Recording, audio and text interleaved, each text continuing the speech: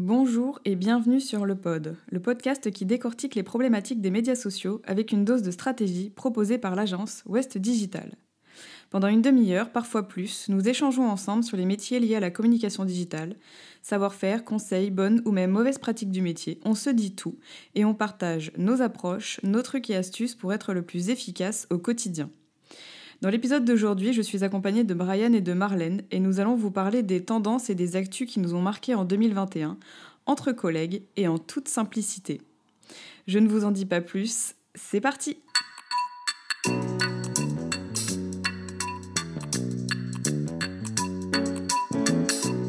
Bonjour et bienvenue dans ce 24e épisode du pod et bonne année 2022. Aujourd'hui, nous allons faire les choses un peu différemment puisque nous allons parler des actualités social médias qui ont marqué l'année 2021. Et pour aborder ce sujet, je suis avec Brian, comme d'habitude. Bonjour Brian. Bonjour Gwen, bonne année à toutes et tous. Mais également avec Marlène, qui est chef de projet digital à l'agence avec nous. Vous avez déjà eu l'occasion de l'entendre dans notre tout premier épisode du pod. Salut Marlène. Salut Gwen. Et bonne année. Et bonne année. Alors, l'objectif aujourd'hui, c'est vraiment de papoter tous les trois sur les tendances, les actus qui ont marqué donc le social media en 2021, histoire de terminer cette année 2021 et de commencer cette nouvelle année, tous les trois, avec ce qui nous a le plus marqué. Alors, qui c'est qui veut commencer ? Allez Marlène, ça fait longtemps que t'es pas venue. Ouais, super, le bisutage. Du coup, c'est vrai que moi, c'est une année où j'ai eu un peu moins le temps de faire de veille que d'habitude. Néanmoins, il y a une info qui m'a marquée, c'est le fait qu'on voit que les réseaux sociaux, en fait, cherchent une forme de maturité sur les réactions aux publications. Ce que j'ai retenu notamment, c'est le fait que YouTube supprime les dislikes, que Twitter envisage d'intégrer des réactions sur les tweets, et aussi le fait que Instagram offre la possibilité de cacher les likes sur les photos, donc au choix de l'utilisateur. Donc on voit bien qu'il y a une tendance au niveau des réseaux sociaux en fait, à se questionner sur quel type de réaction ils permettent sur les différentes publications. Et en fait, moi ça m'a pas mal interpellée parce que en fait ça pose la question à la fois de la preuve sociale, donc de la quantité notamment de réactions qu'on a sur une publication et de l'impact que ça peut avoir. Donc à la fois un impact positif même s'il est biaisé, dans le sens où voilà, une photo qui a plein de likes sur Instagram, on sait qu'elle va avoir tendance à remonter dans les fils, à être likée parce que les gens voient qu'un nombre de likes est important, et donc phénomène de preuve sociale entre guillemets positif, vu qu'il est là pour valoriser le contenu de la personne qui l'a produite, mais aussi sous forme négative, notamment avec la question des dislikes sur les vidéos YouTube, où il y avait clairement des youtubeurs qui étaient victimes de harcèlement au dislike en fait. Mais même sur Instagram d'ailleurs. Sur Instagram, il y a beaucoup de personnes qui se sentaient même, alors c'est pas du harcèlement, mais dévalorisées parce que leur contenu fonctionnait moins que leurs camarades par exemple. Oui. Et du coup, ça crée une forme d'anxiété à publier des choses ou même à enjoliver parfois la réalité. Oui, tout à fait.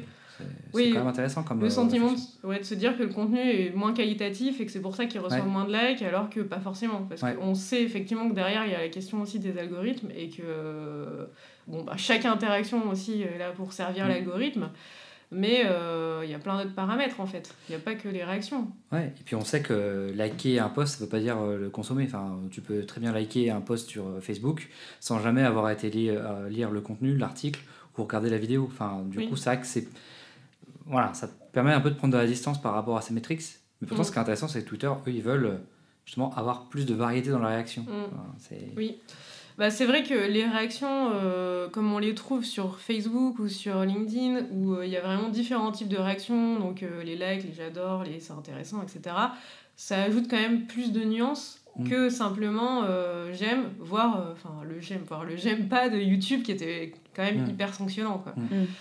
Et en fait, c'est vrai que les réactions, c'est aussi une façon pour les algorithmes des réseaux sociaux de qualifier un contenu, en fait, de savoir non seulement effectivement le volume en fait de personnes, entre guillemets, intéressées par ce contenu-là, mais aussi les typologies de réactions. Et justement, Twitter, dans l'annonce qu'ils ont faite autour des réactions, c'est que ça permettrait, parce que c'est encore au stade de rumeur, mais ça leur permettrait notamment de pouvoir détecter plus facilement aussi les contenus qui ont un impact négatif sur les émotions, les humeurs, et donc potentiellement aussi derrière les fake news ou les messages qui développent l'anxiété en fait chez les personnes qui voient le message. Donc on voit que la question elle est pas si simple quoi, parce que... Mais à tel point qu'il y a même des comportements différents d'une plateforme à une autre par rapport aux algorithmes, parce qu'on voit notamment sur LinkedIn qu'une réaction, franchement, ça a très peu d'impact sur la visibilité d'un post, alors qu'un commentaire aura beaucoup plus d'impact. Donc on voit aussi que toutes les formes d'engagement ne se valent pas en fait sur une publication, et que effectivement c'est intéressant pour le réseau de savoir ce qui semble plaire via les réactions, mais que finalement, pour mesurer l'intérêt, la réaction seule, elle ne suffit pas. Il y a le commentaire, il y a le partage, il y a le fait d'enregistrer un post qu'on aime bien sur Instagram. Le temps passé aussi sur un post, ça c'est important pour l'algo d'Insta. Et c'est important sur LinkedIn aussi d'ailleurs. Alors qu'a priori, ça l'est moins sur Facebook. Donc on voit que les réactions... effectivement, les plateformes, elles se questionnent un peu, genre qu'est-ce qu'on en fait, comment on les qualifie, quelle rôle on leur donne aux yeux de l'algorithme. Enfin, c'est vrai que ça, c'est quand même assez marquant. Et est-ce qu'on les affiche ou pas, quoi? Parce que ça, c'est la question qu'a posée Instagram, du coup, en offrant la possibilité finalement à l'utilisateur de choisir, de voir ou de ne pas voir les réactions sur les publications, et c'est redonner une forme de contrôle aussi à l'utilisateur. Maintenant, est-ce que, enfin, je sais pas, on n'a pas forcément de chiffres là-dessus, est-ce qu'il y a beaucoup d'utilisateurs qui ont fait le choix d'activer l'option? Voilà, ça reste à voir, quoi. L'avenir nous le dira. 2022 nous le dira sûrement. 2022 nous le dira, Je l'ai pas beaucoup vu, moi, perso. En fait, il y a un moment donné où je me suis même dit, mais on devait pas retirer les likes sur Instagram, et à la fin, c'est au choix de l'éditeur. C'est à toi, Mais tu vois, regarde, les marques qu'on accompagne, si on leur proposait de retirer le compteur de likes, je suis quasiment certaine que toutes nous diraient non, on veut le garder parce que c'est une forme de preuve sociale. Alors que c'est pas forcément ça qui reflète de la pertinence d'un contenu, mais voilà. Je pense qu'il y a encore beaucoup de monde qui y est attaché. Oui, c'est vrai. C'est un retour direct en fait. Direct et gratifiant, alors que bon, dans les faits, c'est pas parce que tu as 1000 likes sur un post que tu vas faire plus de ventes, mais bon. Oui. Oui, ou pas gratifiant du tout non plus, parce que tu passes du temps à créer un post et puis derrière tu l'envoies et effectivement... D'ailleurs, on voit bien, on a des fois des posts qui génèrent très peu de réactions, mais des dizaines et des dizaines et des dizaines de clics qui, à nos yeux, sont des posts qui ont très bien marché, mais aux yeux de nos clients qui ont moins bien marché, juste parce qu'il y a eu beaucoup moins de likes que d'habitude. Donc il y a aussi cette question de donner du sens aussi à l'engagement, quoi. Oui, puis c'est la même question sur la taille des communautés, entre guillemets, selon les personnes qui sont vraiment abonnées aux pages. On a pas mal de clients quand même qui se focalisent encore sur est-ce que mon nombre d'abonnés augmente, est-ce que j'ai beaucoup d'abonnés. Et c'est vrai que c'est important parce que c'est une preuve sociale, dans le sens où dès qu'on va avoir une page... une page Facebook, tout de suite, dès qu'elle va avoir plus de 1000 abonnés, ça va être un palier, plus de 10 000 abonnés, plus de 100 000 abonnés, ça va être des paliers qui font qu'on réadhère, mais en même temps, ça conditionne pas, ou pas exclusivement, en tout cas, la portée et la visibilité des messages. Donc, voilà, en tout cas, C'était ta grosse actu de l'année. C'est ce qui m'a questionné cette année, en tout cas. Ça marche. Brian ? Moi, j'en ai plein, mais j'ai dû faire un choix. Forcément. Chacun son camp. Choisir, c'est renoncer. Alors moi, il y a un sujet qui m'a vraiment marqué, c'est la montée en puissance de l'audio sur les réseaux sociaux. Ce qu'on appelle le social audio, d'ailleurs. Enfin, c'est le terme qui est utilisé par les spécialistes, dont nous, j'espère. Alors, ce qui est important, je pense quand même, c'est de voir que dans le social audio, il y a deux formes de social audio. Il y a le social audio que je pourrais qualifier de synchrone, c'est-à-dire via les lives audio comme Clubhouse, Spaces, etc., où là on est vraiment en discussion directe avec la personne, comme quand tu appelles quelqu'un au téléphone. Du social audio asynchrone, comme les podcasts, ce qu'on fait aujourd'hui, les livres qu'on peut écouter, tout ce qui va recouvrir de la consommation à la demande. Donc, et en fait, on voit qu'on a ce double phénomène, le synchrone, l'asynchrone. L'asynchrone, ça fait plusieurs années, les podcasts, ça revient depuis plusieurs années, et en fait, on voit que ça a accéléré d'autant plus avec l'impact justement du live et donc du synchrone. Ce qui est intéressant, c'est que c'est un retour en force d'un format qui était quand même à la cote au début des années 2000. Moi, j'ai un peu connu ça. Voilà, enfin, les podcasts, l'audio, c'était assez connu. Moi, j'ai dû rater le début des années 2000. Mais... Non, mais si. Moi, perso, j'étais en primaire, donc... Non, mais enfin, voilà, les émissions...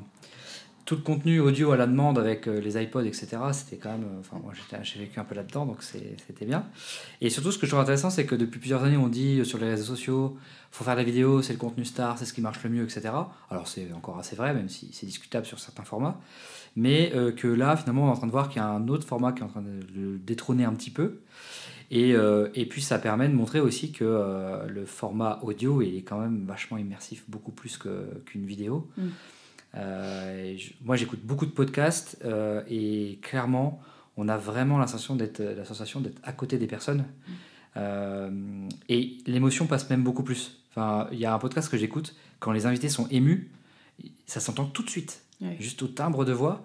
Et du coup, l'émotion n'est pas du tout la même quand tu écoutes un podcast que quand tu regardes une vidéo ou tu lis un article. Parce que tu te concentres aussi sur un seul de tes sens, en fait. Ouais, tout à fait.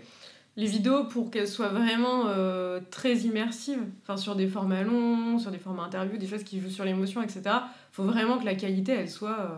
Ouais, tout à fait. Elle soit dingue, en fait. Ouais. Alors qu'en termes de podcast, la réalisation est quand même plus simple. Ouais. Et effectivement, le fait que ça joue sur un seul sens, tu te concentres vraiment que là-dessus, quoi. Ouais, c'est clair. Et il y a un autre truc que moi j'aime bien avec la montée du social audio, c'est que ça permet d'une certaine manière aussi de limiter notre exposition aux écrans. Enfin, alors, on parle beaucoup de l'exposition aux écrans pour les enfants, mais pour les adultes, c'est aussi vrai, surtout quand on travaille dans le numérique. Et du coup, ça permet d'une certaine manière aussi de faire sa veille sans être exposé à un écran. Et rien que pour ça, moi, je trouve que c'est assez agréable aussi de pas être tout le temps les yeux rivés sur son smartphone ou son ordinateur. Et d'autant plus qu'on a bien vu aussi qu'avec l'impact du télétravail, l'écran, les visios, la vidéo, tout ça, c'est hyper énergivore pour nous aussi. Et voilà, ça permet aussi d'une certaine manière de prendre un peu plus de recul par rapport aux écrans et de vivre un peu quelque chose de nouveau. Et puis du coup, cette sensation d'être à proximité des personnes, je trouve que ça c'est hyper intéressant. Et voilà, je comprends aussi pourquoi il y a beaucoup de marques qui se mettent à faire des podcasts, quoi. Tous les jours, je découvre des nouveaux podcasts, c'est incroyable. Enfin, et ça, je pense que c'est parti pour durer, quoi. Oui, après, est-ce qu'on va pas arriver à un point de saturation aussi ? Oui, surtout que honnêtement, des podcasts, il y en a qui sont assez quali, avec une ligne édito assez affirmée, d'autres où ça part un peu dans tous les sens, et où même la réalisation sonore, le son, n'est pas toujours au rendez-vous. Oui. Parce qu'en fait, mine de rien, comme tu disais, tu te concentres sur un seul sens, donc t'entends tout, même les moindres petits défauts. Genre là, tout à l'heure, je bouge, je pense que ça va faire un peu de bruit. Ta chaise qui grince. Bon, je vais me reculer. Mais c'est vrai qu'on a des chaises qui grincent un petit peu aujourd'hui. Donc... tout est décuplé, en fait. Donc c'est une actu qui a marqué quand même 2021, même 2020. 2021, c'est plus pour les lives, mais ça l'a renforcé, du coup, le son. Et puis des fonctionnalités natives sur les réseaux sociaux aussi. Voilà, Spaces sur Twitter, ça c'était quand même le truc qui est arrivé genre quelques temps après Clubhouse. Donc bon, on voit bien quand même que même les plateformes, elles se cherchent à aller là-dessus. Même sur LinkedIn, on peut maintenant envoyer des vocaux. On peut héberger son podcast sur Facebook. Enfin, il y a beaucoup de choses qui montrent que y a une tendance quand même à lui donner beaucoup plus de place. Je trouve ça bien que les réseaux sociaux laissent de la place justement pour les podcasts sur leur plateforme, parce que donc il y avait effectivement les fonctionnalités, comme tu disais, du son asynchrone, c'est ça que tu disais. Non, mais ça c'est l'asynchrone, c'est tout ce qui est à la demande, quoi. C'est toi qui le consomme quand tu en as envie. Mais jusqu'à il n'y a pas très longtemps encore, si tu voulais écouter un podcast, il fallait aller sur une application de podcast. Oui, c'est vrai. Ouais. Donc ça, je trouve ça bien aussi. C'est plus accessible, effectivement. C'est vrai que c'est le côté, j'utilise une appli de podcast pour écouter les podcasts, et ça peut paraître un peu élitiste. C'est vraiment les aficionados du podcast qui vont écouter des podcasts. Et c'est pour ça que d'ailleurs, il y a beaucoup de personnes qui mettaient leur podcast sur YouTube, parce que ça permettait à un plus grand nombre de personnes d'y avoir accès, parce que moi, ça m'est arrivé plein de fois qu'il y ait des gens qui me disent « Oh oui, non, moi, j'écoute pas de podcast, trop chiant, faut télécharger une application exprès. » Ouais, bien sûr. Ou t'en avais déjà installé sur le smartphone, mais bon, c'était une application qui servait qu'à ça, quoi. Ouais, et il y a YouTube du coup qui l'a fait, il y a Facebook avec l'hébergement des podcasts qui est en train d'arriver a priori, on a testé, mais on comprend pas trop comment ça marche encore. Mais on le voit, hein, d'ailleurs, il y a Spotify et Deezer, tu peux écouter des podcasts aussi. Et ça rend le son, l'audio plus accessible, effectivement. Yes. Voilà, bon, en tout cas, moi, ça m'a vraiment marqué en 2021. Et toi, Gwen, est-ce qu'il y a un truc qui t'a marqué? Bah, moi, c'est pareil, du coup, j'avais noté 2 sujets principaux, mais le premier, qui est une tendance qui n'est pas née en 2021, mais qui s'est quand même pas mal développée cette année, c'était le sujet du social commerce. Donc, initialement, quelques années en arrière, on avait vraiment les sites e-commerce, les réseaux sociaux de l'autre côté, qui, eux, faisaient la promotion des produits qu'on trouvait justement sur les sites e-commerce. Et depuis quelques années, les réseaux sociaux, donc ça, c'est ce que je disais, c'est pas forcément nouveau, ils se mettaient à intégrer des boutiques, par exemple, directement sur les plateformes comme Facebook ou Instagram, dans le but de proposer justement aux utilisateurs de faire leurs achats en direct sur les plateformes. Mais cette année, on a quand même vu une belle évolution au niveau des fonctionnalités. Il y a même des nouveaux réseaux sociaux qui se sont mis à ça, qui pour le coup n'étaient pas spécialement sur le sujet avant. Notamment, moi j'avais noté par exemple TikTok qui s'est associé cette année à Shopify. Je sais pas, en fonction de comment vous dites. Donc pour lancer TikTok Shopping. Donc ça, a priori, c'est comme Facebook, la boutique Facebook ou la boutique Instagram. On a également Twitter aussi qui s'est pas mal mis sur le sujet avec Shop Module. Avec Shop Module. Donc, des gens autour de cette table ont encore un carnet, voilà. Je lâche l'info. On a entendu le schlack. Et en fin d'année, là, d'ailleurs, il y a quoi, 1 mois et demi, 2 mois, on a entendu parler de live shopping. Sur Twitter, ouais. Sur Twitter, ouais, toujours. Donc ça, c'est une option qui permet aux utilisateurs de se connecter à une diffusion en direct avec des options d'achat affichées donc sous la vidéo, et du coup l'interface permet aux utilisateurs d'interagir via la discussion mais en direct qui concerne l'événement, ou de consulter directement l'onglet boutique. C'est un peu le télé-shopping. Non mais grave, ça m'a vraiment fait penser à ça. Je me suis dit donc on revient à ça. Ouais, non, mais... Appelez le 06. Ne perdez pas de temps. Ça part très vite. On s'égare. Mais ce qui est intéressant, en fait, je trouve, c'est qu'il y a plusieurs années, les réseaux sociaux permettaient d'avoir un espace boutique où tu pouvais mettre en avant tes produits. Bon, puis après, si tu voulais les acheter, il fallait aller sur le site du commerçant. Ouais. Là, 2021, il y a vraiment une tendance à faire en sorte que les réseaux souhaitent que tu achètes le produit directement chez eux. Ouais. Depuis Facebook, depuis Instagram, depuis Twitter, etc. Et parce qu'ils cherchent toujours à éviter que les utilisateurs sortent de plateforme, en fait. Ouais. Ils cherchent à garder les utilisateurs captifs directement sur le réseau, en fait. Ouais. Non, mais c'est intéressant comme phénomène, parce que tu te rends compte que avant, les réseaux servaient beaucoup à générer du traffic sur les sites. Alors on voit que quand même ça baisse d'année en année, hein, c'est clair. Ou fidéliser aussi. Ou même fidéliser une audience. Mais là, il y a vraiment cette volonté de faire en sorte que demain, tu puisses faire tes courses depuis les réseaux sociaux, quoi. Oui. Ça nous amène un peu sur le métaverse. Ce qui est un peu effrayant en soi, mais bon, voilà, c'est quand même... c'est un gros phénomène qui est paru là. Oui, puis ça généralise, parce qu'effectivement, on n'attendait pas spécialement Twitter sur le sujet autant. Enfin, voilà, avant, c'était vraiment sur les réseaux qu'on peut considérer comme étant principalement B2C, ou en gros, principalement des marques qui vendent directement des produits aux utilisateurs finaux. Donc Facebook et Instagram, mais là, effectivement... on a des fonctionnalités natives qui arrivent sur Twitter, quoi. Et même si on tire le fil sur LinkedIn, LinkedIn a mis en place les marketplaces pour que les freelances puissent valoriser leurs prestats, etc. Ouais. Aujourd'hui, bon, c'est juste une plateforme de mise en relation, mais on pourrait presque imaginer que demain, tu puisses même acheter une presta ou une consulte sur LinkedIn, quoi. Si on tire le fil sur la partie B2B, ça pourrait avoir totalement du sens. Et il y a Pinterest aussi qui a pas mal pour compléter. Bon, là, on est du coup sur le B2C, comme tu disais plus, mais Pinterest a sorti plusieurs fonctionnalités vraiment cette année au niveau du shopping. Donc, je me les suis notées parce que je les avais pas forcément toutes en tête. Et on a maintenant une section acheter, donc qui s'appelle acheter, directement dans les résultats de recherche, donc pour faciliter vraiment l'achat de produits auprès de divers commerçants. On a une section achat, donc qui a fait son apparition dans les tableaux que l'on crée sur son compte. Donc là, en gros, l'objectif, c'est de pouvoir acheter des produits donc, similaires aux produits qu'on ajoute dans nos tableaux. Tu as un tableau idée décoration de Noël, et dedans, tu vas avoir des produits similaires à des décos de Noël. Quoi. Tout à fait. Oh là là, le truc de malade. Surtout quand on sait comment fonctionne Pinterest, on est vraiment sur des gens qui cherchent des idées. Et qu'il y a vraiment une démarche active. Alors que sur les autres réseaux, on est plutôt passif souvent par rapport à la publicité. Là, on est vraiment dans une démarche active. Quoi. Oui, c'est ça. Puis Pinterest, vraiment, c'est un outil qui est hyper précieux pour les e-commerçants depuis très longtemps. Quoi. Donc, c'est vraiment de nouvelles opportunités business directes. Quoi. Et pour aller encore plus loin, même, il y a Shopping Spotlight. Donc là, c'est des experts Pinterest qui regroupent des contenus populaires et qui font des sélections.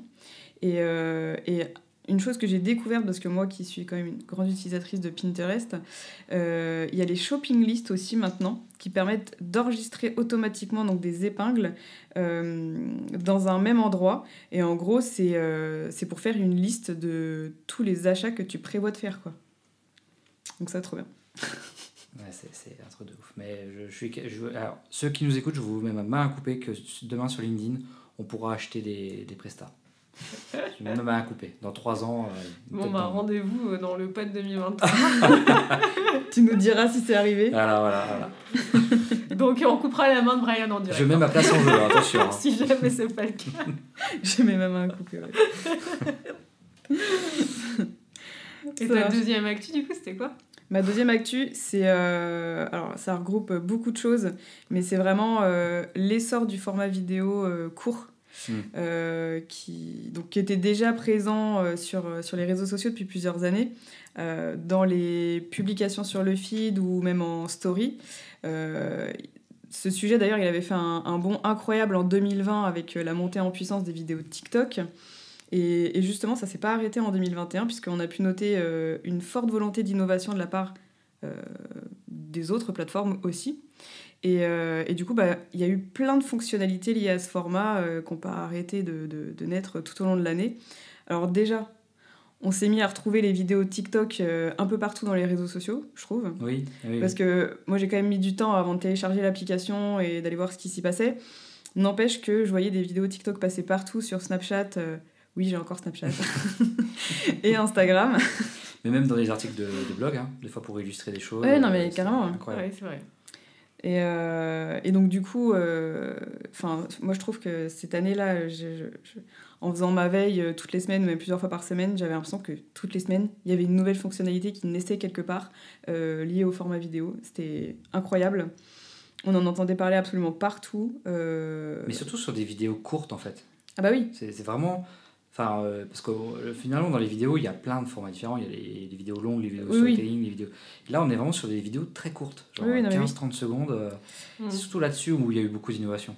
Ouais, jusqu'à 3 minutes pour les vidéos TikTok, qui, elles, ont continué à faire du bruit cette année, notamment sur le sujet du recrutement. On en a pas mal entendu parler. Donc, les marques se lançaient à faire leur campagne de recrutement sur la plateforme, donc pour toucher une cible un peu plus jeune, mais aussi les jeunes, du coup, s'en servaient pour leur candidature.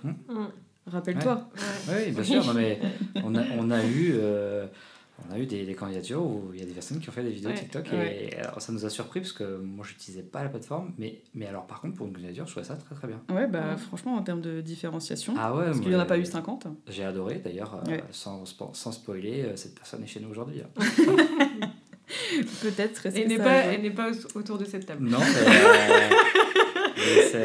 je trouve qu'effectivement, pour se différencier, c'est un format qui est un peu différent. Tu peux être assez créatif quand même avec ces formats de vidéo. Ouais.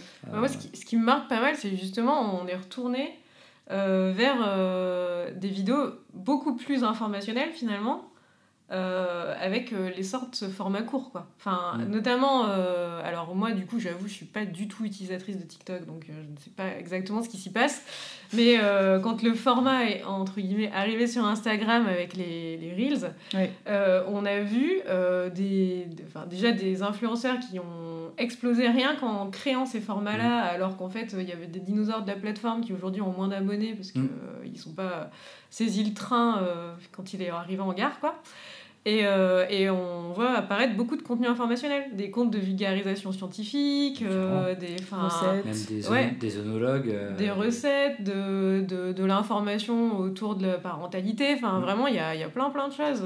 Et c'est vrai que il n'y a pas que les petites danses. Ouais, non, il n'y a pas que les petites danses. Enfin, forcément, il y a un format danse au début, mais parce que au final, les gens se prennent pas tellement au sérieux ou se mettent pas de gros enjeux de production en se lançant dans ces formats-là, arrivent à faire passer des informations, en fait. Ça a permis d'ôter un frein, je pense, à se dire, la vidéo, c'est... Le côté humoristique, en fait, il te permet d'avoir plus de liberté. Tu te prends il y a un peu d'autodérision, même si c'est de l'autodérision contrôlée, mais ça te laisse plus de liberté, et puis ça peut te permettre de parler de sujets qui sont en apparence pas forcément toujours sexy, mais qui permettent de raconter des choses. Il y a je sais pas si vous avez vu, il y a des éboueurs, je sais plus dans quelle ville, qui sont devenus des stars sur TikTok parce qu'ils expliquent leur métier. De base, voilà, j'ai rien contre les éboueurs, et c'est un métier hyper important, mais tu rencontres quelqu'un et qui te parle de son métier, t'es pas passionné par ce qu'il va raconter. C'est pas sexy. Et avec la vidéo TikTok, justement, ça va amener quelque chose un peu différent, et tu vas tout de suite tu vas regarder le contenu, et puis même pour eux, je pense que ça permet d'avoir une approche plus légère des choses, quoi. Et puis c'est plutôt sain, je trouve. Qu'on ramène un peu d'informations, un peu de valeur ajoutée aussi dans les contenus. Et c'est vrai qu'aujourd'hui, ces vidéos-là, TikTok, les Reels, tout ça, c'est moins... on a toujours encore en tête l'image des pas de danse, mais c'est quand même de moins en moins de la danse, et pour être de plus en plus du contenu un peu décalé avec de l'information derrière, quoi. Alors justement, vous parliez des Reels. Instagram, pour suivre un peu la tendance de TikTok, eux, ils ont du coup augmenté la durée de leurs Reels, il n'y a pas très longtemps d'ailleurs, à 60 secondes. Heureusement. Parce qu'on a une vidéo de 58 secondes à publier. Mais non, Marlène, elle est sur le compte de l'agence déjà. Oui, elle est sortie l'autre jour. Effectivement. On aurait été obligé de la faire sur TikTok. Peut-être qu'on y viendra un jour. Et il y a aussi Facebook en fin d'année d'ailleurs qui s'est qui a rendu accessibles les Reels sur la plateforme. Donc comme quoi maintenant ces mini-vidéos divertissantes, on les retrouve un peu partout. Donc voilà. Et après le sujet de la vidéo, il est aussi arrivé sur Pinterest l'année dernière. Donc que ce soit en vidéo sponsorisée ou en vidéo pas sponsorisée sur la plateforme. Les épingles vidéo. Comment ? Les épingles vidéo. Ouais. Donc Pinterest aussi s'est lancé là-dessus, alors qu'avant on était vraiment que sur de la photo. Et dans le sujet vidéo, j'avais aussi noté un petit peu tout ce qui est arrivé cette année lié au format story. Parce que le format story, ça c'est pareil, c'est quelque chose qui est ancré, qu'on a sur de plus en plus de plateformes. Il y a quelqu'un qui s'est détaché des stories cette année. Deux ? Oui, Twitter et LinkedIn. Ah. J'avais noté que LinkedIn. Et Twitter, ça s'appelait les Flits, alors forcément, on peut oublier ce que c'était vraiment. Ah ouais, non, mais si. Mais ils tentent à chaque fois Twitter, tu vois, comme là avec les Spaces, si jamais ça marche pas, comme ça ils pourront faire marche arrière. Voilà, il y en a qui font marche arrière, et puis à côté, il y a Instagram notamment, qui a mis en place plein de nouveautés, comme le fait de pouvoir faire des brouillons de story maintenant. Moi, c'est tellement pratique que j'ai l'impression que maintenant, ça fait des années que c'est en place, mais en fait, pas tant que ça, non. Le fait de pouvoir récupérer aussi des photos ou des stories qui ont été supprimées.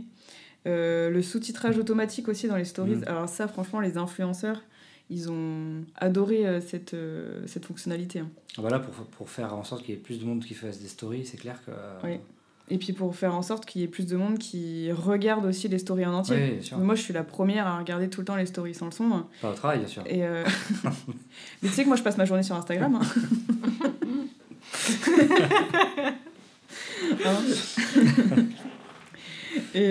Non, sur Snapchat. On a bien retenu. Qu'est-ce qu'il y a eu d'autre comme nouveauté les dans le liens format sortants, story? les liens sortants dans les stories. Les liens sortants. Les liens sortants dans les stories. Et pour tous les comptes, Ouais. surtout. Ouais. C'est ça le plus important. Enfin, moi, je trouve. Maintenant, je peux mettre des liens dans les stories de l'agence. Parce qu'on n'est pas encore arrivé à 10 000 abonnés. Ça ne serait tardé. 2022. On compte sur vous. 2022. The année. Donc voilà, c'était ma deuxième actu. Franchement, c'était un peu... Tout ce qui touche aux vidéos courtes, quoi. Ah ouais, non, mais carrément. Ouais. Il y avait que ça tout le temps.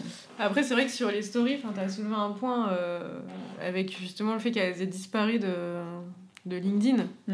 Mais du coup, aussi de Twitter, on voit quand même que c'est un format qui fonctionne quand même beaucoup plus sur, pour le coup, les réseaux B2C, quoi. Les réseaux B2B, Ouais. on fait vraiment marche arrière. Les pros n'ont pas forcément réussi à s'en saisir. LinkedIn a annoncé travailler sur un nouveau format de vidéo multimédia, voilà, facile à créer, mais on sait pas trop ce que ça va donner. Donc, peut-être qu'ils vont nous sortir un TikTok-like, c'est pas impossible. Mais moi, j'ai un peu l'impression que justement les vidéos TikTok, Reel et compagnie, elles vont un peu détrôner le format story, qui était finalement très... Ah, je sais pas. La story, l'avantage, c'est que c'est quand même, par définition, normalement éphémère. Oui, Bon, c'est vrai. même si maintenant tu peux faire de la story à la une, mais c'est quand même assez éphémère. Alors que les vidéos TikTok ou les Reels, ça a vocation quand même à rester dans la durée. Oui. Ouais. Puis je sais pas, enfin... Après, c'est peut-être... Enfin, c'est hyper perso comme jugement, tu vois, mais moi, je suis la première quand j'ouvre mon application Instagram. Je peux passer des heures à regarder les stories et même pas aller regarder les publications que les gens font, quoi. Oui, les publications feed, ouais. Et souvent, d'ailleurs, j'ai remarqué que c'est un truc que en discutant avec des gens dans mon entourage, c'est un truc que les gens font à part, en fait. Quand tu veux aller voir le compte de quelqu'un, tu vas sur son compte directement, et là, tu regardes un peu toutes les dernières publications. Oui. Ouais. Moi, je l'utilise pas comme ça, mais... Non, bon, c'est pour ça que je disais, c'est hyper personnel comme jugement, mais... Ouais. Enfin, j'avais échangé avec d'autres personnes qui me disaient faire ça aussi, donc c'est pour ça que je... Oui, mais tu vois, les stories, moi je trouve que justement ça a vachement contribué en partie à appauvrir le contenu qu'on trouve sur les réseaux sociaux, quoi. Parce que quelque part c'est très captivant parce que t'as le côté court, t'as le côté éphémère, etc. Mais c'est moins travaillé. Ouais. Et puis on n'apprend pas grand chose, enfin, c'est beaucoup de la contemplation, quoi. Finalement on regarde quelqu'un qui nous raconte un truc, tu vois, ou qui nous partage, je sais pas, un unboxing ou quoi, et c'est pas... Enfin, la valeur ajoutée, elle est pas toujours... Ça dépend les gens que tu suis. Oui, ça dépend les gens que tu suis, mais justement, le côté super court et super éphémère, ça a justement permis de remettre un peu d'authenticité sur les réseaux sociaux. Mais en même temps, je trouve que ça a aussi contribué à un appauvrissement de la qualité de contenu proposé, quoi. Là, j'ai l'impression qu'avec les Reels, on y retourne, pas sur le côté réalisation, mais plus sur le côté qualité informationnelle, quoi. Comme ceux qu'on peut faire à l'agence. Non, mais... C'est une question d'équilibre, en fait. Oui, c'est une question d'équilibre. Si tu fais que des Reels, forcément, à un moment donné, tu vas appauvrir aussi, d'un point de vue général, tout ce que tu vas dire sur ton compte, quoi. Oui. Il y a une notion d'équilibre entre un petit peu de contenu décalé, un peu de contenu plus... Oui, voilà. Oui, puis il y a encore il y a encore un effet nouveau aussi autour des Reels où finalement tout le monde ne s'est pas encore 100% lancé dedans et où on arrivera peut-être aussi à un point de saturation, à un moment où on va vouloir produire ce type de contenu parce qu'il marche bien et où au final on le fait pas forcément très bien, quoi. Oui, c'est clair. Ouais, après ça dépend effectivement dans quel but tu les utilises. Ouais. Nous on est plus sur le côté fun, plus pour les tutos. Sur le côté informationnel, il y a moyen de faire plein de trucs, moi, je pense. Bah ouais, carrément. Bon alors Brian, tu nous as fait du teasing là tout à l'heure avec toutes tes actus. Non, en vrai j'ai fait une sélection, mais il y a un deuxième truc, c'est pas vraiment une actu, hein, c'est quelque chose qu'on a vu mais vraiment exploser en 2021, à tel point que maintenant on emmène à toutes nos strates. C'est le format carrousel. Alors le format carrousel, c'est quand même... Carousel. Parce qu'il n'y a qu'un S. Chopifi. Voilà. Moi je dis carrousel, je trouve ça c'est plus français, mais on va dire carrousel pour te faire plaisir.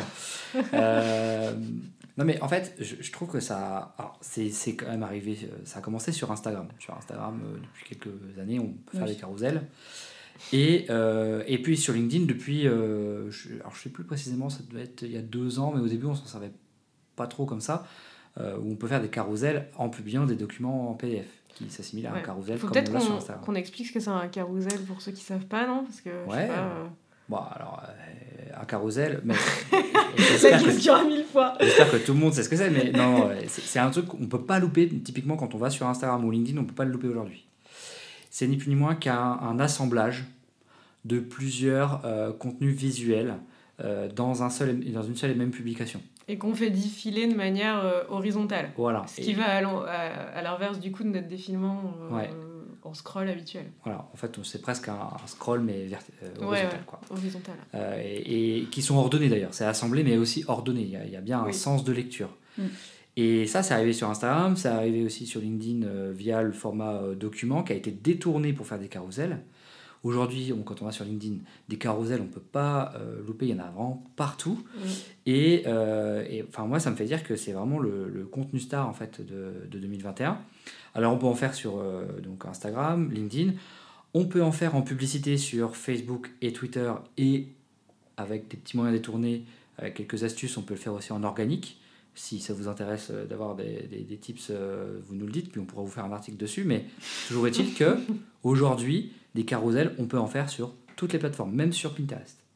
Alors, j'ai essayé de me poser la question de pourquoi ça marche autant. Et ça rejoint ce qu'on disait tout à l'heure sur le social commerce. C'est qu'en fait, quand on est sur du social commerce, on veut faire acheter les gens directement sur la plateforme. Là, c'est la même chose. Les gens vont lire le contenu, le consommer de A à Z directement sur la plateforme. On voit bien depuis plusieurs années, les plateformes n'aiment pas trop qu'on sorte de chez elles, parce qu'une fois qu'on est sorti, on n'est pas sûr de re-rentrer. Donc je trouve que ça explique peut-être aussi l'essor des carousels, où on va pouvoir consommer le contenu directement sur le réseau, sans jamais sortir. Et puis derrière, il va y avoir aussi un engagement qui est plus fort, parce qu'un carousel, quand on veut le consulter, on va défiler, et donc on va soit cliquer, soit swiper, d'une certaine manière. Et ça, ce sont des signaux positifs pour les algorithmes, pour montrer que ça intéresse les utilisateurs.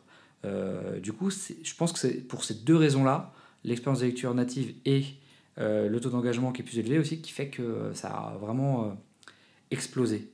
Et voilà, et du coup, on se retrouve avec parfois des carousels qui vont recycler des contenus longs sous la forme de carousels. Il y a vraiment beaucoup de manières de les créer. On peut faire des carousels pour faire des sélections d'articles à relire, des sélections des idées qui ressortent d'un article. Genre, tu écris un article, il y a 5 idées ou 5 conseils, tu peux en faire un carrousel. Bien top. Tu peux faire un top, tu peux faire... Nous, des clients, des fois, ils ont des compilations d'offres d'emploi. Voilà, ils ont 5 offres d'emploi et ils nous disent on va pas faire 5 posts dans la semaine. Non, c'est clair. Merci. Le portable de Marlène vient de givrer. Non, mais voilà, on peut aussi, quand on a des choix éditoriaux à faire, plutôt que de publier 5 fois dans la semaine une offre d'emploi, se dire je vais faire une seule publication dédiée à mes offres d'emploi et en faire un carousel. Donc voilà, il y a vraiment des possibilités qui sont très larges. Je trouve que ça rend le format hyper puissant.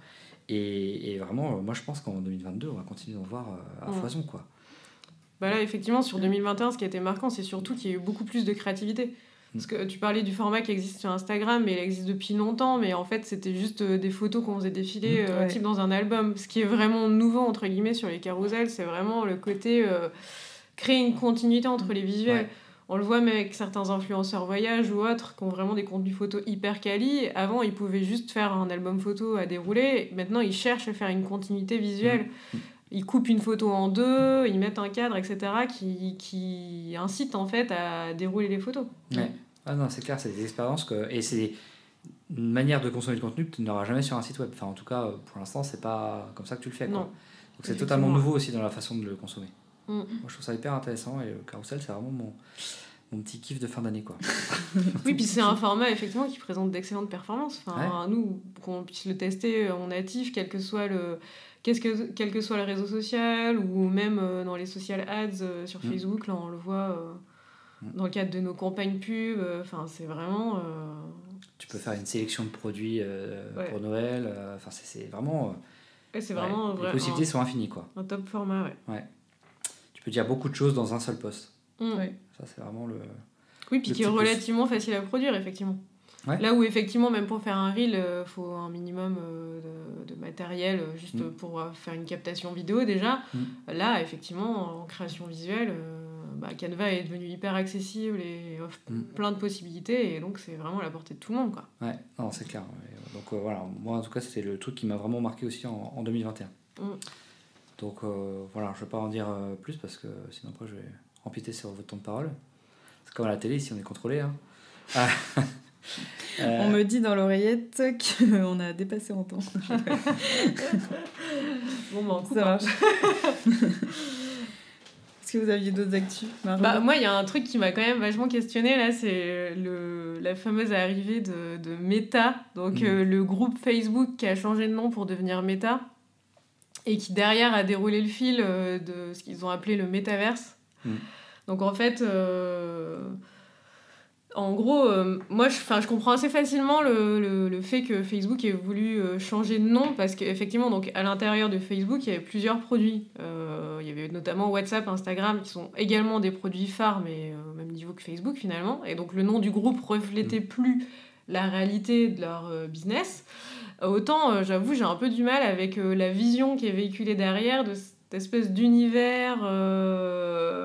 100% virtuel, dans lequel on pourrait limite vivre une seconde vie, quoi, enfin, ou une autre vie virtuelle, quoi. C'est comme Second Life. Oui, comme Second Life. Mais moi, quand ils ont annoncé ça, c'est exactement ce que je me suis dit. Je me suis dit, allez, ils nous remettent Second Life sur le devant de la scène. Alors, on a certainement une meilleure maturité au niveau de la réalité augmentée, de la réalité virtuelle, etc., qu'à l'époque où on a parlé de Second Life, mais... je sais pas. Moi, j'ai un peu du mal avec cette vision de me dire que... Enfin... Mais il y a... Alors, ça me pose question, quoi. Moi, honnêtement, ça m'a fait très bizarre, parce qu'il y a beaucoup d'auteurs de science-fiction qui en parlaient déjà. Enfin, dans beaucoup de romans de SF, tu as des personnages, en fait, qui font tout pour fuir la réalité. Et ça revient... C'est un thème qui est fréquent. Et j'ai un peu l'impression, des fois, que... c'est comme si les choix qui ont été faits, c'était pour rejoindre la science-fiction. Enfin, des fois, je me demande si Zuckerberg, il n'est pas juste très fan de science-fiction et qu'il a envie d'aller sur cette partie-là. J'ai un peu du mal à me dire que demain, on sera capable de se créer une deuxième vie dans un monde virtuel. Enfin, moi, personnellement, ça m'échappe un peu. Et puis, est-ce que c'est souhaitable, quoi ? Voilà, il y a ça aussi. Le concept même de Facebook à sa création et des autres produits du groupe Facebook, c'était finalement de recréer une forme de lien social, certes numérique, mais de recréer une forme de lien social. Parce que si demain, on s'enferme dans des mondes virtuels et que finalement, on n'en sort plus, on perd un peu la vocation première des outils, quoi. Ouais, non, mais c'est vrai que c'est... Moi, ça me questionne. Je trouvais qu'ils poussaient très loin la réflexion, finalement. Alors, bon, ça montre ce vers quoi ils veulent aller. Je pense que c'était aussi pour faire un peu de buzz, vraiment montrer qu'ils avaient une vision... Oui, voilà, c'est clair. C'est clair. Mais ouais, c'était assez marquant, quand même. En tout cas, ça a fait beaucoup parler. Hein. Les réactions n'ont pas tardé à se fini, faire ressentir sur Twitter, notamment. On a eu des très beaux détournements de logo. Je dis ça, je dis rien. #métaverse.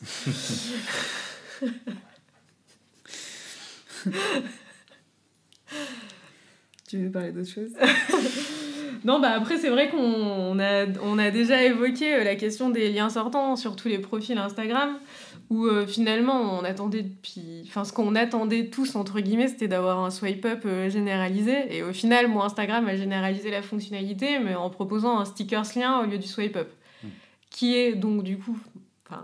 à mon sens, une action qui est moins intuitive à faire sur un mobile. Glisser le doigt pour naviguer, en fait, on le fait tout le temps, quoi. Oui. Alors que cliquer sur un sticker à l'intérieur d'une story, c'est... Et puis, c'est pas évident que ça soit cliquable, en fait. Faut presque ta créa, il faut qu'elle indique que tu puisses cliquer dessus. Ouais, donc du coup, d'ailleurs, ça a beaucoup fait jaser les influenceurs qui avaient déjà la fonctionnalité swipe up, de se dire, super, merci, mais... Maintenant, on n'a plus l'exclusivité. Ouais, mais déjà, on n'a plus l'exclusivité, mais en plus, vous nous avez viré la fonctionnalité cool pour nous mettre un peu stickers, quoi. Enfin, c'était un peu ça le débat. Mais voilà, moi, ma question, c'est, ok, ils l'ont ouvert à tous, mais est-ce que finalement, on va pas avoir des taux de clics qui sont aussi nettement inférieurs ? Parce que c'est pas forcément très intuitif comme fonctionnalité, quoi. Donc ça, c'est pareil, j'ai envie de dire, il faut attendre 2022 pour... Enfin, la fin de 2022, du coup, pour peut-être voir des études et avoir un retour là-dessus, quoi, parce que... Ouais. Ça marche. Du coup, tu nous en parles l'année prochaine. Oui, en coupant la main de Brian. Et je m'étais noté une autre petite actu, enfin, c'est notamment du côté de Twitter où je trouve qu'il y a eu pas mal de changements au niveau de... Enfin, sur cette année, on a déjà parlé un petit peu des fonctionnalités shopping intégrées à Twitter, mais il y a aussi l'arrivée des comptes pro, ils ont lancé les Spaces au niveau audio, enfin... Twitter, c'est un réseau social qui est quand même assez longtemps resté sur ses acquis de... nous, en gros, c'est un truc de puriste, quoi. On est là pour envoyer des messages, faire des réactions, pas possibilité d'éditer les messages, enfin, vraiment un côté très... très presque artisanal de la vision social média par rapport à d'autres réseaux. Et là, on voit que finalement, ils commencent à se risquer un peu à tester ce qui fonctionne ailleurs, quoi. Quitte à faire marche arrière, du coup, avec les flips qui ont complètement disparu. Mais voilà, ils tentent d'intégrer des fonctionnalités, à se facebookiser, comme on pourrait dire. Ouais. Mais donc, voilà, ils changent un peu, je trouve, de paradigme, quoi. Ah ouais, Twitter, c'est quand même ça à surveiller, hein, parce que c'est vrai que ça rebouge bien depuis début 2021. Ouais. Et toi, Brian ? Ouais, j'ai quand même une dernière actu, mais là, ça va aller très vite, qui est quand même assez marquante en y repensant. C'est tout ce qui touche aux difficultés qu'on a maintenant, d'ailleurs, à faire du tracking, notamment dans les campagnes publicitaires. C'est dans la prospective 2022, là. Ah non, parce que en 2021, il y a quand même des trucs qui ont quand même marqué l'actu sur ce point de vue-là. Déjà, il y a la nouvelle règle des cookies tiers qui a pris effet début avril, où la CNIL maintenant est vigilante sur ce point. Quand tu visites un site, quand on te propose d'accepter ou de refuser les cookies, ça doit être un consentement explicite. Avant, il y avait un peu cette idée reçue que si l'utilisateur continuait sans accepter, ça veut dire qu'il acceptait implicitement. Là, c'est vraiment explicite, c'est-à-dire que si tu ne cliques pas sur accepter les cookies, tu ne peux plus être traqué. Donc si on ferme, si on clique en dehors du bandeau, voilà. Si on continue sans accepter, il n'y a plus de cookies tiers, donc il n'y a plus de tracking. Il y a eu aussi dans la même année la mise en place de iOS 14 qui a aussi rendu difficile le tracking, puisque quand tu es sur un téléphone iOS, que tu sors, que tu vas aller sur une app ou sur un navigateur, il faut que tu acceptes aussi d'être traqué quand tu utilises iOS. Ce qui fait que franchement ça a eu des impacts énormes en termes de campagne pub, parce que tu peux faire moins de reciblage, parce que tu ne sais pas qui est venu sur ton site. Tu peux faire moins d'audience similaire, parce que forcément tu as moins de monde qui est identifié, donc c'est difficile de faire des audiences similaires. Tu mesures moins tes conversions, enfin tout ça c'est quand même pas négligeable. Sur le coup, il y a beaucoup de gens qui disaient ça va être difficile pour nous, dans le social media, c'est compliqué et tout. Et en fait, après y avoir réfléchi, je me dis que c'est quand même plutôt une bonne nouvelle. Parce que ça veut dire qu'on va davantage réfléchir à des contenus on-platform. C'est un peu comme le social commerce, on y revient encore. On va davantage réfléchir à quel contenu je peux produire sur ma plateforme qui vont me permettre derrière de faire du reciblage ou des lookalike. Aujourd'hui, par exemple, on peut recibler les personnes qui ont regardé une vidéo Facebook. Ça veut dire que demain, potentiellement, si je tire le fil, on va, dans nos campagnes publicitaires, faire plus le choix de vidéos sur Facebook que de faire venir les gens sur un site web pour derrière faire du reciblage ou même derrière des audiences similaires.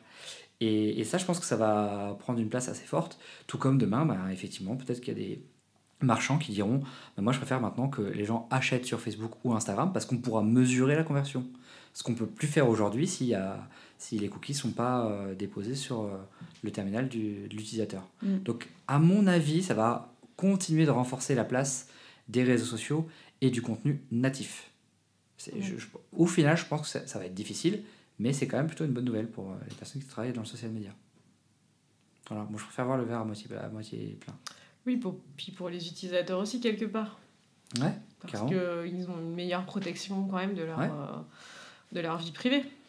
Parce que les cookies, ça a toujours été un sujet un peu obscur, en fait. Ouais, bien sûr. Donc, on était tous un peu du genre à cliquer sur accepter sans savoir exactement ce qu'il y avait derrière, quoi. Donc, Ouais, et puis, alors après, ça concerne peut-être que moi, mais j'ai une marque avec laquelle j'ai de l'affection, que je connais bien, que j'apprécie, ses valeurs et tout.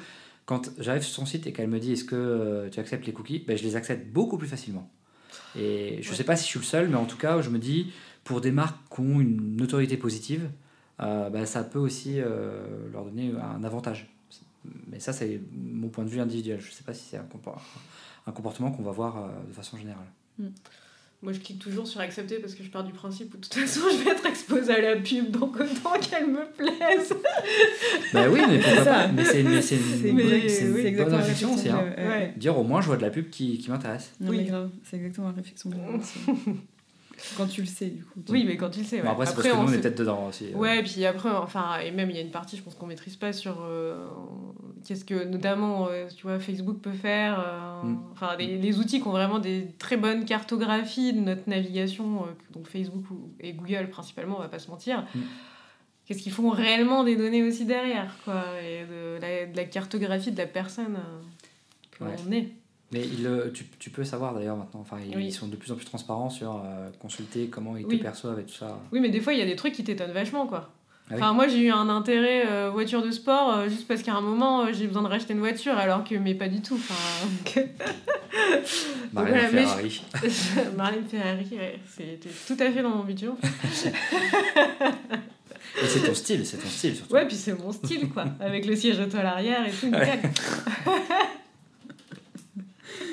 Génial. Bon, du coup, on a fait le tour de toutes vos actus. Ouais. Je suis rassasié. Gwen, Super. un petit mot de la fin. Petit mot de la fin. Non, tu me prends au dépourvu, j'avais pas prévu. On se donne rendez-vous l'année prochaine. On se refait la même. Rendez-vous en 2023. C'est ça. Très bien, ça me va aussi. Très bien. Et merci à tous les deux. Merci Gwen. Merci Marlène Gwen. d'être revenue au micro du pod après 24 épisodes. Ça faisait beaucoup trop longtemps. Bah oui, mais vous m'invitez pas aussi. Alors... C'est vrai, il va falloir qu'on rectifie ça. Je vais devoir laisser ma place, je le Je sens. crois que c'est un message. Ça marche. Bon, merci à tous les deux. Et puis, à bientôt. À bientôt. Oui, à bientôt. Et encore bonne année à tous.